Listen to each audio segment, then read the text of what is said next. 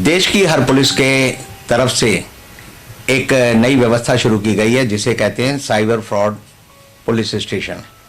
और ये cyber fraud police station इसलिए बनाए गए हैं क्योंकि लोगों के हर आदमी के हाथ में एक मोबाइल होता है और हर आदमी के पास अपना पेटीएम या यूपीए या और दूसरा कोई सिस्टम होता है जिससे वो पैसे का ट्रांसफ़र कर सकता है। और ये जितने फ्रॉड लोग हैं ये सब जानते हैं कि किस तरह से लोगों की जेब से पैसा निकालना है। कहानी हम शुरू करते हैं एक पुराने किस्से से कि जर्मनी में जब दूसरा विश्व युद्ध चल रहा था तो एक सिपाही युद्ध के मैदान से अपने घर जा रहा था। रास्ते में बर्फ़ गिरने लगी जैसे आजकल गिर रही है, और जब बर्फ़ गिरने लगी तो उसने एक गांव में पहुंचा और वहां उसने बुढ़िया का दरवाज़ा खटखटाया। एक झोंपड़ी अकेली उसे नज़र आई और उसने उसको कहा कि जब दरवाज़ा खुला तो उस बुढ़िया से बोला, अम्मा मुझे रात गुजारने दो, मैं सैनिक हूँ, युद्ध भूमि से अपने घर जा रहा हूँ। उस बुढ़िया ने कहा कि मैं तुम्हें यहाँ रात गुजारने के लिए थोड़ी सी जगह दे सकती हूँ। वो उसकी झोंपड़ी में बैठ गया। अब जैसे ही उसे पता चला कि अब मेरे को रात काटने के लिए जगह मिल गई है तो उसकी पेट में भूख के जो चूहे थे वो कूदने लगे और उसने अम्मा से थोड़ी बात करते हुए बाद में पूछा कि क्या अम्मा मुझे कुछ खाने को मिल सकता है। बुढ़िया ने कहा मेरे घर में खाने के लिए कुछ नहीं है। तो वो बोला, अम्मा आपके कमरे में जो अंगीठी जल रही है इस पर अगर आप एक पतीली रख दें और उसमें पानी डाल दें तो मैं अपनी कुल्हाड़ी है मेरे पास, मैं उससे जो है सब्जी बना सकता हूँ, कुल्हाड़ी का सूप बना सकता हूँ। तो आप अगर मेरी मदद करें तो आप जो है वहाँ पर अपनी जो अंगीठी है उस पर एक पानी के बर्तन में भिगोने में पानी डाल दें तो मैं ये सूप बनाकर आपको भी पिला सकता हूँ, खुद भी खा सकता हूँ।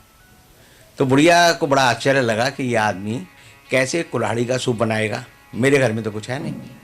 उसने खैर उसकी बात मान ली। उसने एक भगोने में पानी डाला और जो सिपाही था उसने एक अपनी झोले में से कुल्हाड़ी निकाली और कुल्हाड़ी को साफ़ किया और उसके अंदर डाल दिया।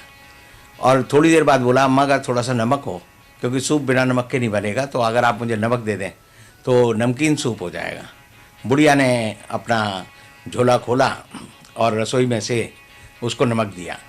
थोड़ी देर बाद वो उसने उसे चम्मच से थोड़ा चखा, बोला हाँ नमकीन हो गया। फिर बोला, अम्मा अगर इसमें थोड़ी मिर्च और डल जाती, काली मिर्च डल जाती तो और अच्छा स्वाद हो जाता। बुढ़िया उत्सुक थी कि कैसे ये कुल्हाड़ी का सूप बनाएगा, तो उसने उसको थोड़ी सी काली मिर्च दी। फिर उसने कहा, अम्मा अगर इसमें एक आलू डल जाए तो ये सूप गाढ़ा हो जाएगा, पानी का बड़ा पतला सूप है। तो अम्मा ने उसको एक आलू दे दिया। फिर उसने उससे एक कहा कि मुझे गोभी मिल जाए, बैंगन मिल जाए और वेजिटेबल मिल जाए। तो वो लेता रहा और वो उसमें डालता रहा। जब वो सारा सूप उबल गया तो उसके बाद उसने अम्मा को कहा, अगर इसमें थोड़ा सा बटर यानी मक्खन और डल जाए तो सूप का स्वाद ज़रूर से ज़्यादा बढ़ जाएगा। बुढ़िया अब तक जो है उसकी गिरफ्त में आ चुकी थी, तो उसने बुढ़िया को कहा कि मक्खन दो। मक्खन आया तो उसने ढेर सारा मक्खन जो डाल दिया। उसके बाद बोला, अम्मा कुल्हाड़ी का सूप बन गया है।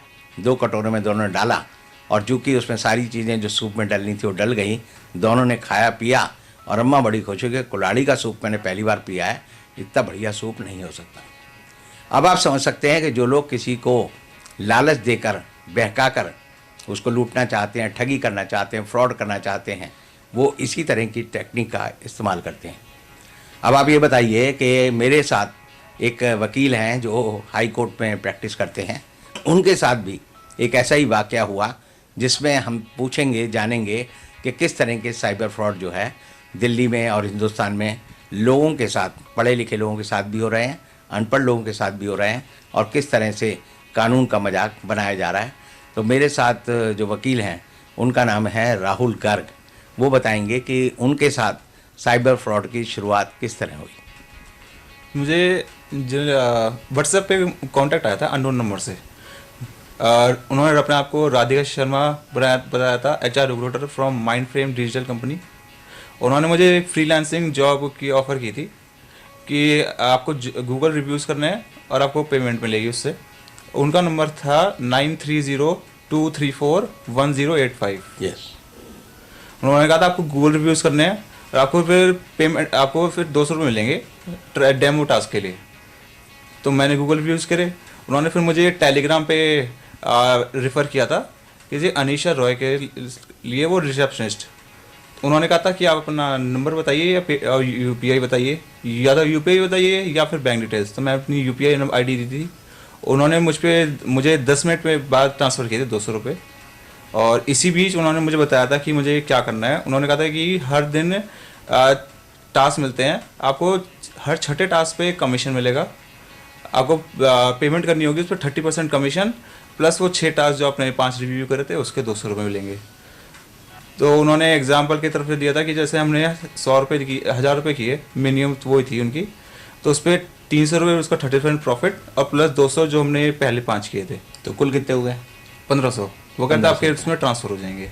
अब आप इस बात को समझिए कि अचानक आपके व्हाट्सएप पर कई बार मैसेज आते हैं कि आपको गूगल साइट के रिव्यू देने हैं, कभी आता है आपको यूट्यूब पर कोई प्रोग्राम देखना है उस पर रिव्यू देने हैं, और वो कहते हैं लोगों को कि आप इससे घर बैठे जो है पैसे कमा सकते हैं। और पैसे कमाने के लिए हर आदमी के मन में लगता है कि मैं बस में ट्रैवल कर रहा हूँ, मेट्रो में ट्रैवल कर रहा हूँ, खाली कहीं रेस्टोरेंट में बैठा हूँ, तो ऐसे समय में मैं रिव्यू देख सकता हूँ। और ये काम ऐसा होता है कि जैसे आपने कोई फिल्म का गाना देखा और उसमें आपको कहा जाए भी कैसा गाना लगा, तो आपको रिव्यू देना है कि बहुत अच्छा था, ख़राब था, what ever you will say, they will encourage you कि हाँ जी आपने अपना काम पूरा कर लिया है। आप उनकी ट्रैप में आने के लिए, पहला जो कुल्हाड़ी वाली जो बात मैंने बताई कि उसने कुल्हाड़ी को बर्तन में डाला, तो इनको कहा कि आपको जो है 1500 रुपये मिलेंगे, आपने 5 जो अपने टास्क हैं वो पूरे कर लिए हैं। उसके बाद कहानी अब शुरू होती है। अब उन्हें लगता है कि शिकार जो है पूरी तरह से उनके जाल में आ गया है, और फिर क्या हुआ वो ही बताएंगे। उसके बाद उनके बाकी टास्क थे दोबारा, वो कहते हैं कि आपके पहले दिन आप 18 टास्क करेंगे तो आपको दिन के एंड में 5000 बोनस मिलेगा। तो नेक्स्ट 12th टास्क पे मैंने 6 से 11 किए। 12th टास्क उनका मिनिमम था 3000, तो मैंने 3000 ट्रांसफ़र किए उन पर।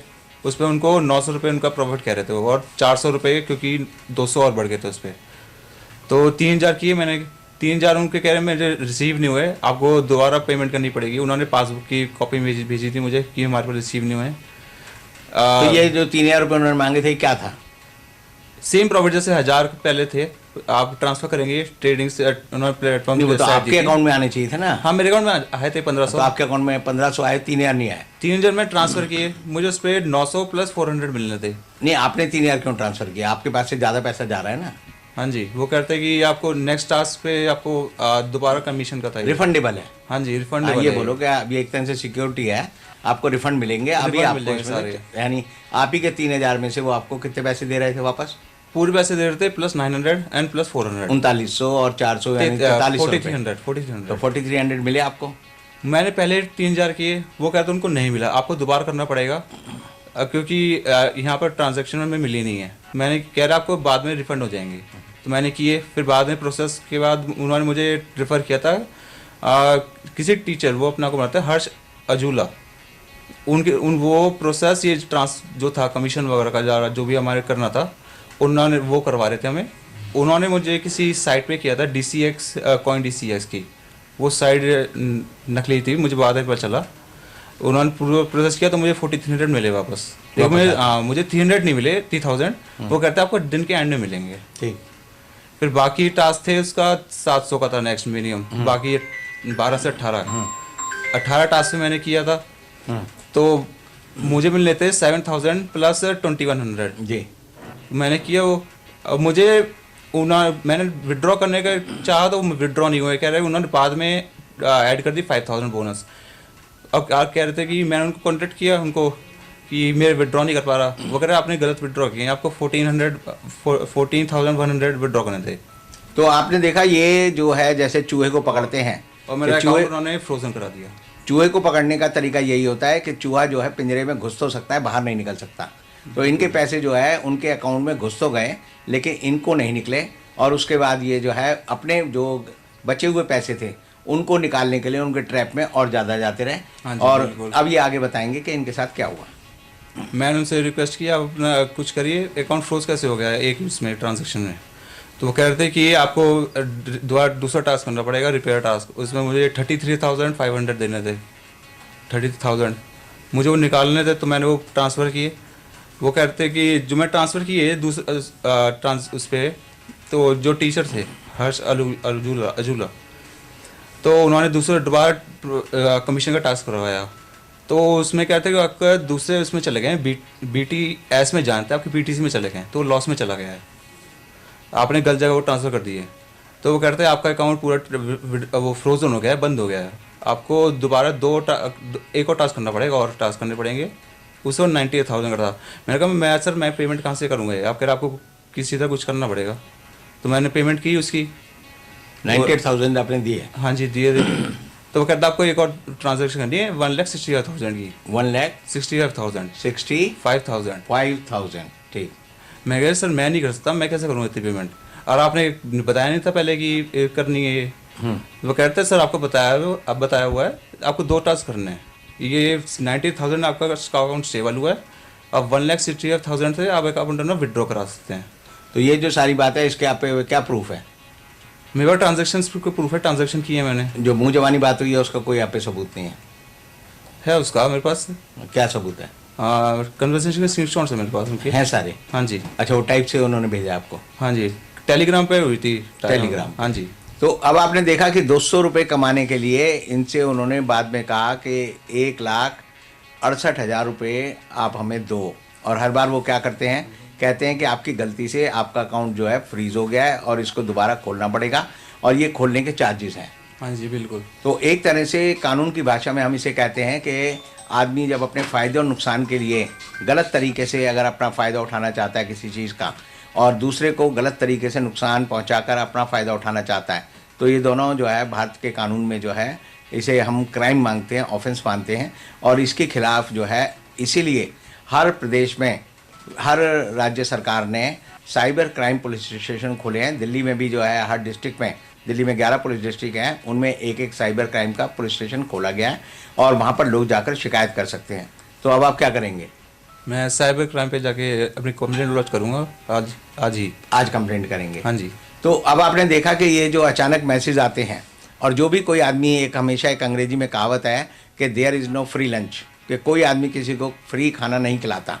मकसद यही होता है कि हिडन तरीके से वो आपकी जेब से ही पैसा निकालेगा, अपने खाने का भी इंतजाम करेगा और आपके खाने का भी इंतजाम करेगा, और आपको ही चूना लगाएगा। और ये चूना लगाने की कहानी जो मैंने बताई कि कुल्हाड़ी वाला सूप जो है जो बनाते हैं ये लोग, तो ये सारे साइबर क्राइम करने वाले लोग यही करते हैं। नंबर बताने का और ये खबर बताने का मकसद यही है कि आप जागरूक रहें, और अगर आपके साथ ऐसा धोखा होता है तो उसकी लिखित में शिकायत ज़रूर साइबर क्राइम में करें, ताकि ऐसे लोगों को पकड़ा जाए और फिर इनको सज़ा हो। इंफॉर्मेशन टेक्नोलॉजी एक्ट में भी इसकी सज़ा जो है 5 साल की सज़ा है, और अब जुर्माना जो है 5 लाख का जुर्माना हर अभियुक्त पे लग सकता है। ये देश की इस समय की कानून की जो प्रावधान है वो ही है।